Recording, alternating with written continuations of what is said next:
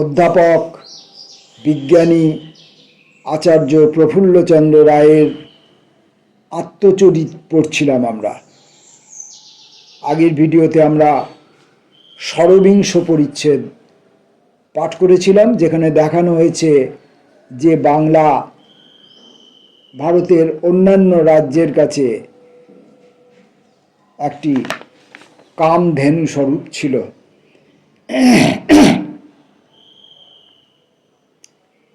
আজকে আমরা পড়ব মেষ্টনী ব্যবস্থার কল্যাণে বাংলার ধন শোষণ।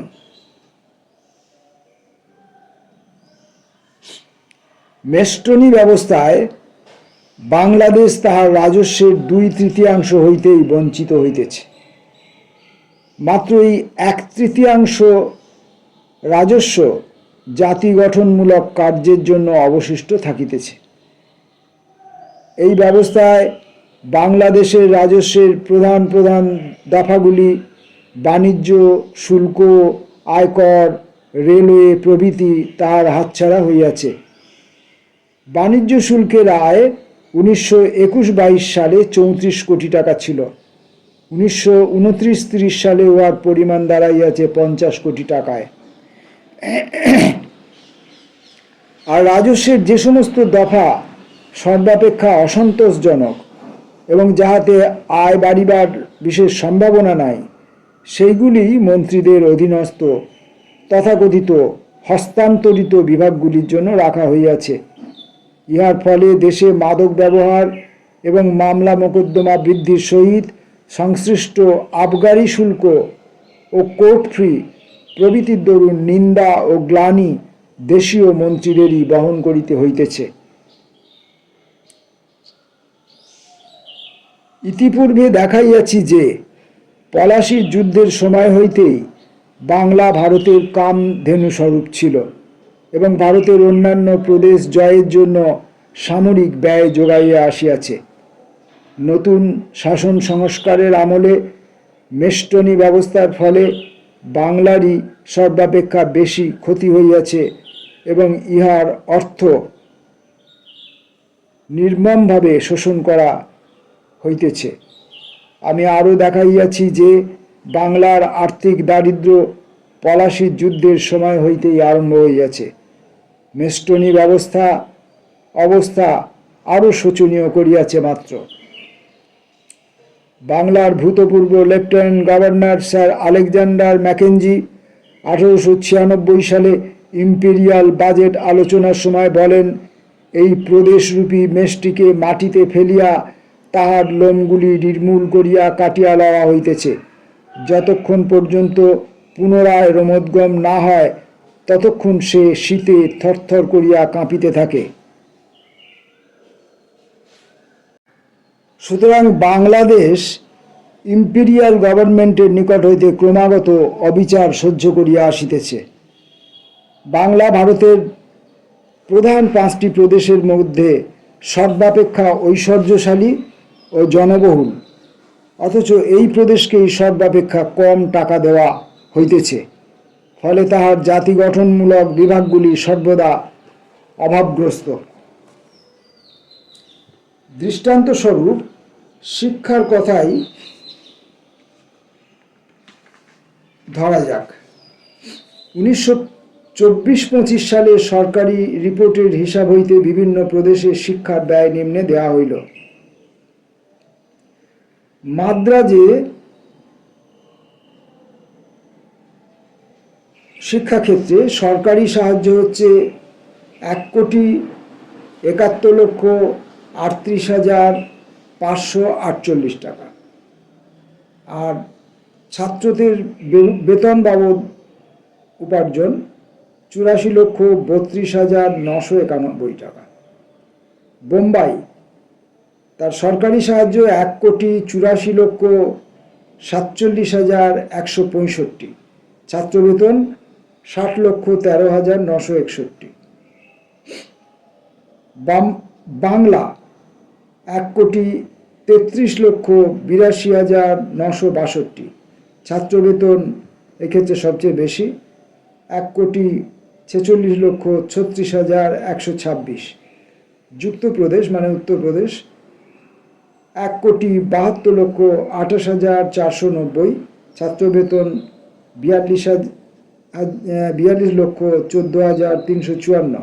পাঞ্জাবে 1,18,34,364 এবং ছাত্র বেতন 52,87,444। অর্থাৎ দেখা যাচ্ছে যে বাংলা পাঞ্জাবের পরেই সরকারি সাহায্যের অনুদান বাংলার ক্ষেত্রে সবচেয়ে কম পাঞ্জাবে, তারপরেই বাংলা। এবং ছাত্রদের কাছ থেকে বেতন স্বরূপ যেটা উপার্জন হয় সেটা বাংলার ক্ষেত্রে সবচেয়ে বেশি, কারণ যেহেতু অনুদান কম পাওয়া যাচ্ছে এবং বাংলায় স্কুল কলেজের সংখ্যা অনেক বেশি, এখানে ছাত্রছাত্রীরা শিক্ষা অর্জন করে, শিক্ষা প্রতি আকৃষ্ট বা শিক্ষার প্রতি এদের আগ্রহ অনেক বেশি। সেই কারণে এখানে স্কুল কলেজের সংখ্যা বেশি, এবং স্কুল কলেজের সংখ্যা বেশি হওয়ার জন্য ছাত্রছাত্রীর সংখ্যাও বেশি। এবং যেহেতু সরকারি অনুদান কম অন্যান্য রাজ্যের তুলনায়, সে কারণে এখানে ছাত্রছাত্রীদের কাছে বেতন স্বরূপ আয় বেশি করতে হয়, অর্থাৎ ছাত্রছাত্রীদের শিক্ষার জন্য বেশি খরচা দিতে হয়। শিক্ষা, স্বাস্থ্য, চিকিৎসা বিভাগ, শিল্প ও কৃষি এই 5টি জাতি গঠনমূলক বিভাগের হিসাব করিয়া আমরা নিম্নলিখিত তথ্যে উপনীত হইয়াছি। ইহা হইতে বাংলার আর্থিক দুর্দশা সহজেই উপলব্ধি করা যাইবে। 1928-29 সাল, এই 1 বছরের উনি হিসাব দিচ্ছেন। জাতি গঠনমূলক কার্যের জন্য বাংলার জনপ্রতি আয়। জাতি গঠনমূলক কার্য মানে শিক্ষা, স্বাস্থ্য, চিকিৎসা, শিল্প, কৃষি, এরকম 5টা বিভাগ। মাদ্রাজে মোট ব্যয় 4.25 কোটি, সেটা জনাপ্রতি 1 টাকা। বোম্বাইতে মোট ব্যয় 3.07 কোটি, সেখানে জনাপ্রতি ব্যয় হচ্ছে 1.59। বাংলাতে 2.73 কোটি, তার জনাপ্রতি ব্যয় হচ্ছে 0.58, মানে 1 টাকাও নয়, মাথা পিছু 1 টাকাও ব্যয় হচ্ছে না। যুক্তপ্রদেশে 2.98 কোটি টাকা, জনাপ্রতি 0.58। পাঞ্জাবে 2.90 কোটি, জনাপ্রতি 1.40। বিহার, উড়িষ্যায় 1.47 কোটি, জনাপ্রতি ব্যয় 0.42 কোটি টাকা। মধ্যপ্রদেশে 1.08 কোটি, জনাপ্রতি 0.77।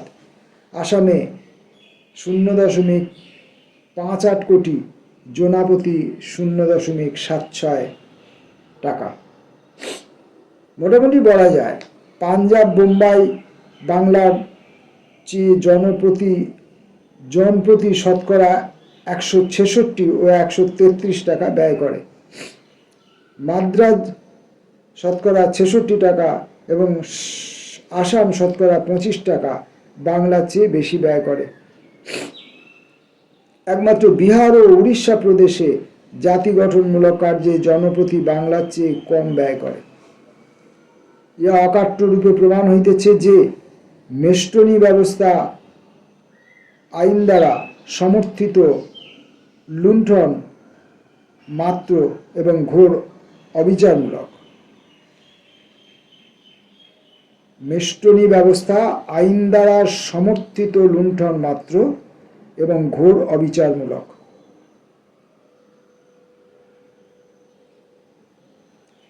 সমস্ত পাট রপ্তানি শুল্কের টাকা বাংলার পাওয়া উচিত।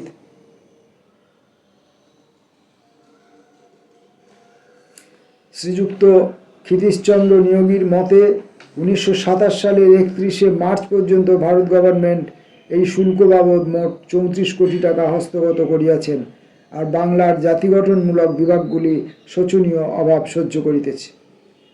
বাংলার আর্থিক অবস্থার মূলে আরেকটি গলদ রহিয়াছে। অন্যান্য অনেক প্রদেশে সেচ বিভাগের উন্নতির জন্য যথেষ্ট মূলধন ন্যস্ত করা এবং তাহা হইতে প্রচুর আয়ও হইতেছে, কিন্তু বাংলাদেশে এই বাবদ বিশেষ কোনো আয় হয় না। অন্যান্য প্রদেশের তুলনায় বাংলার সেচ বিভাগের আয় কিরূপ তা নিম্নের তালিকা হইতে বোঝা যাবে। বিভিন্ন প্রদেশের সেচ বিভাগের আয় 1928-29 সালে সেচ বিভাগ থেকে আয়: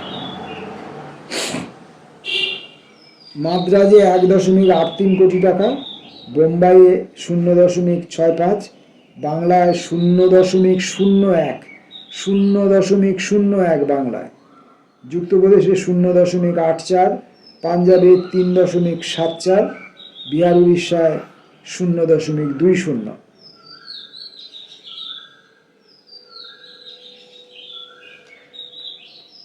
এরপর দেখানো হয়েছে সেচ বিভাগের জন্য ঋণের সুদ। মাদ্রাজের ক্ষেত্রে 0.53, বোম্বাইয়ের ক্ষেত্রে 0.55, বাংলার ক্ষেত্রে 0.18, যুক্তপ্রদেশ 0.88, পাঞ্জাবে 1.20 এবং বিহার উড়িষ্যায় 0.20। বাংলার প্রতি এই আর্থিক অবিচারের মূল কারণ মাদ্রাজ গভর্নমেন্টের সদস্য মিস্টার ফরবেশ নির্লজ্জভাবে স্বীকার করিয়াছেন। 1861 সালে তিনি ভারতীয় ব্যবস্থা পরিষদে নিম্নলিখিত মন্তব্য করেন: Bangla lieutenant government mister Grant বলিয়াছেন, জনহিতকর কার্যের জন্য বাংলাকে উপযুক্ত অর্থ দেওয়া হয় না। কিন্তু তিনি একটি কথা বিবেচনা করেন নাই। চিরস্থায়ী বন্ধ ব্যবস্থা থাকার ফলে গভর্নমেন্ট ওই প্রদেশের জন্য অর্থ ব্যয় করিবার জন্য উৎসাহ বোধ করেন না, কেননা তাহাতে তাহাদের কোনো লাভের সম্ভাবনা নাই। অবশ্য যে পরোক্ষ লাভের সম্ভাবনা আছে তাহার জন্য অর্থ ব্যয় করা যাইতে পারে, কিন্তু যেসব প্রদেশে অর্থ ব্যয় করিলে প্রত্যক্ষ ও পরোক্ষ উভয় প্রকারেরই লাভের সম্ভাবনা আছে, গভর্নমেন্ট যদি কেবল সেই সব প্রদেশের জন্যই অর্থ ব্যয় করেন তবে বিস্মিত হইবার কারণ নেই। জে.এন. গুপ্ত কর্তৃক ফিনান্সিয়াল ইনজাস্টিস টু বেঙ্গল নামক গ্রন্থ থেকে উদ্ধৃত।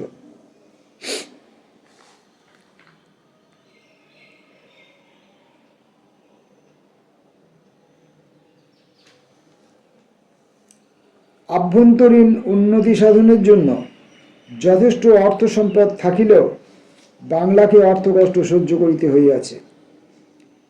অন্য কথা ছাড়িয়া দিল, কেবলমাত্র পাট শুল্কের আয় বার্ষিক 4.5 কোটি টাকা বাংলাকে আর্থিক ধ্বংস হইতে রক্ষা করিতে পারিত। নিম্নের তালিকা হইতে বোঝা যাইবে বাংলা ইম্পেরিয়াল গভর্নমেন্টের ভাণ্ডারে সর্বাপেক্ষা বেশি টাকা দিতেছে।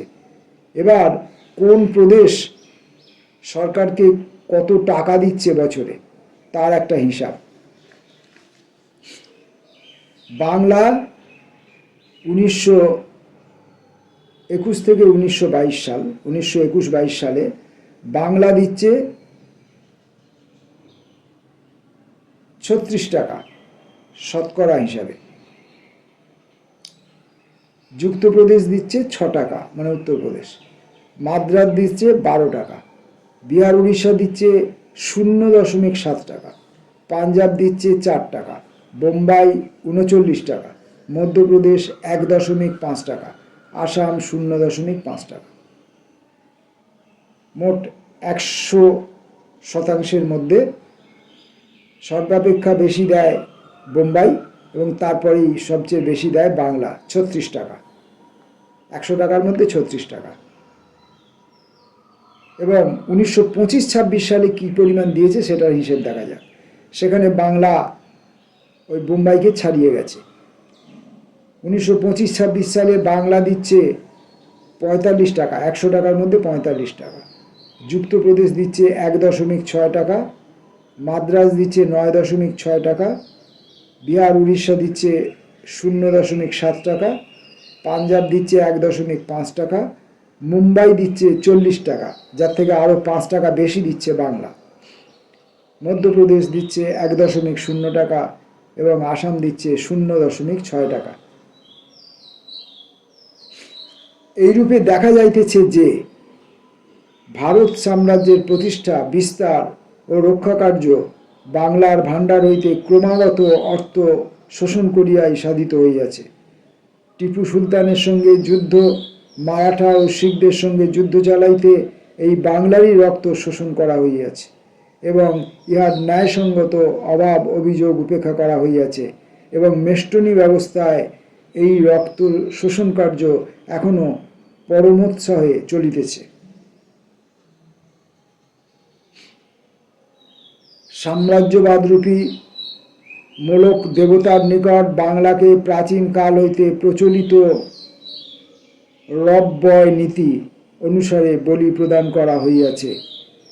কেন? যেহেতু সেই প্রাচীন নিয়মই তাহাদের পক্ষে একমাত্র নীতি। যাহাদের ক্ষমতা আছে তাহারা কাড়িয়া লইবে এবং যাহারা পারে তাহারা আত্মরক্ষা করিবে।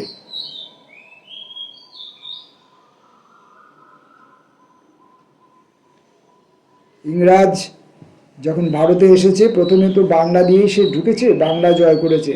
তারপর আস্তে আস্তে আস্তে আস্তে পার্শ্ববর্তী প্রদেশগুলো, সেখানে যে স্থানীয় রাজারা ছিল, শাসকরা ছিল, তাদের সঙ্গে যুদ্ধে তাদেরকে পরাজিত করে ক্রমে ক্রমে তারা ভারতকে নিজেদের, সম্পূর্ণ ভারতকে নিজেদের আয়ত্তে আনয়ন করে। আগেই বলা হয়েছে বার্মাকে জয় করবার সময় বাংলা থেকে কিভাবে শোষণ করে বার্মা জয়ে সেই টাকা খরচ করা হয়েছে।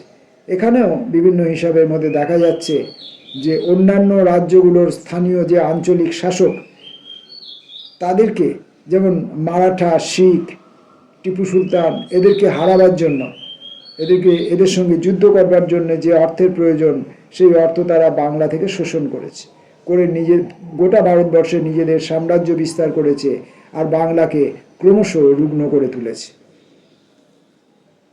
আজকে আমরা আচার্যের আত্মচরিতের 16 পরিচ্ছেদ শেষ করলাম। পরের দিন আসবো 17 পরিচ্ছেদে। নমস্কার।